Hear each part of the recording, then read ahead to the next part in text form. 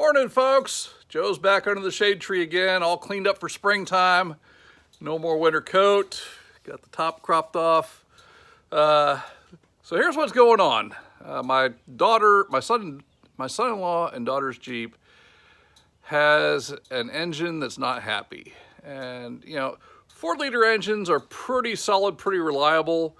But when you're hitting 300,000 miles, things start to wear out. And so right now it's got 2 cylinders that aren't too happy. I'm thinking we've got low compression going on. And it's a 99 model, so they had some of the weaker pistons. Given that, I found a $100 donor motor to go ahead and rebuild. And I just started going through that yesterday. And so here's what's going on. Okay, forgive the mess. I went ahead and tucked this in to go ahead and get it out of harm's way. We had storms coming through early this morning, and I just put this up last night. But what I ended up doing, I went ahead and I stripped the motor down. This thing had been a kind of a mud toy, or it was in a mud toy. And looking at the side of the motor, or the outside of the motor, when I went ahead and picked it up, you know, this was a $100 motor, so I wasn't expecting a whole lot. But the oil was clean. The spark plugs all were in good shape. It didn't look like it had anything that would have been a major internal failure. At the same point, I wasn't expecting a whole lot because, again, it was a $100 motor and the seller didn't know any history on it. He just got it as a package deal. So given that, I'd already planned on going through it. And when I went ahead and cleaned the motor off, first of all the mud all over the outside, and it was completely covered. Smelled like it had been buried in a mud pit next to a feedlot. After digging around a little bit more, pulling the manifolds off, the number 6 intake port had a little bit of water in it. Not a lot. It was water. The oil itself didn't have any water in it, so given that, I figure it's probably rainwater. Because again, the seller didn't have any real history on this engine. It was in the bed of a pickup truck that was had a camper shell on it. He bought the truck with a bad motor in it. And this motor plus 2 Jeep axles came inside the camper shell in the bed of the truck. So once I went ahead and tore into it a little bit deeper, I pulled the head off. Number 1 and number 6 both had evidence of water in the cylinders. Not coolant, but definitely water. And so there's a little bit of rust on the cylinder walls. I'm going to go ahead and... the engine does turn over now. I had to clean up the cylinder walls a little bit. But no real scoring, no pitting. So I think I'm going to go ahead and ball hone it and put in fresh piston rings. Will be fine there. But that being said, here's what else I found. Okay, when I pulled the engine pan or the oil pan off yesterday, I went ahead and started cleaning it out, and I don't know if you can really see it in this video or not, but there's some gray kind of sludgy metallic residue in the bottom of the sump, and that tells me bearings. And Jeeps are notorious, especially the 4-liters, for developing rod knocks. Usually the rod bearings start to go ahead and lose their their clearance, and I think that's what was happening here, which again was probably part of hydrolocking the motor after getting into the mud pit. And yesterday, after I went ahead and found the sludge in the bottom of the oil pan, I went ahead and pulled the number 1 connecting rod out just to give me some idea of what I'm dealing with.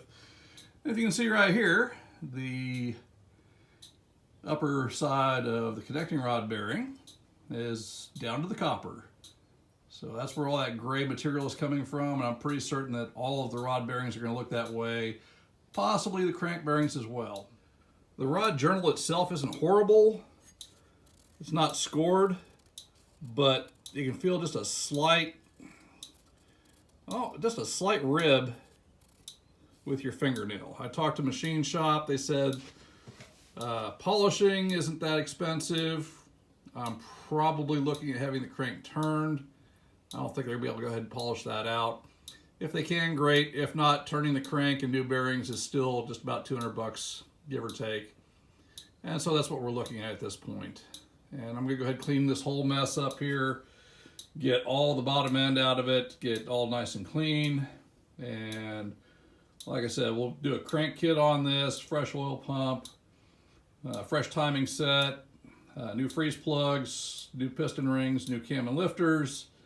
And this is pretty much going to be, for lack of better purposes, a fresh engine other than reusing the pistons.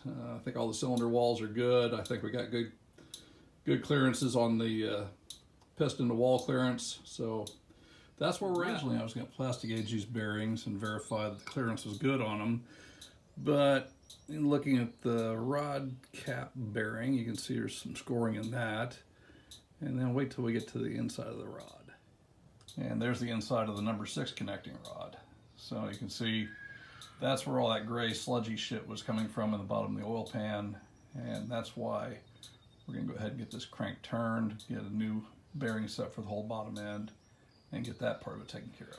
Anyway, that's just a little quick update on what we're doing down here right now. Not a whole lot of work going on with Ethel. I really need to go ahead and get the kids' Jeep going. My son-in-law is deploying to Texas for a year. He's taking one of their vehicles, and the other one I need to make sure is running, so my daughter's got her transportation set up. Anyway, you know, if y'all aren't checking out some of these other channels, please, by all means, do so.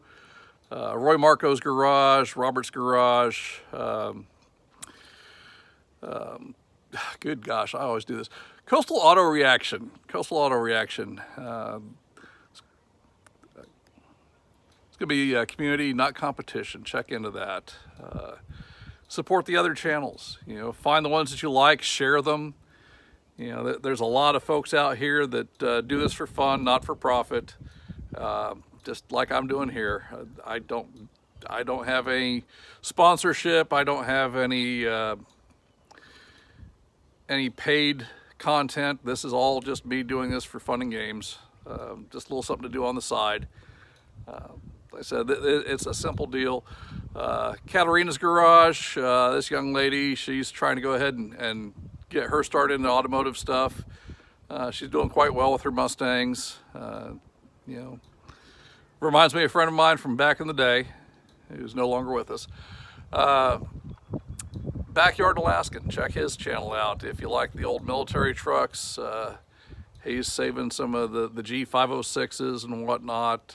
He found a bunch of those that he's working on. He's got some good content. And he likes to get out there and check stuff out, checking around out in the backwoods of Alaska. Anyway, y'all have a wonderful afternoon. We'll see you later. Y'all be safe, be good, be nice to each other.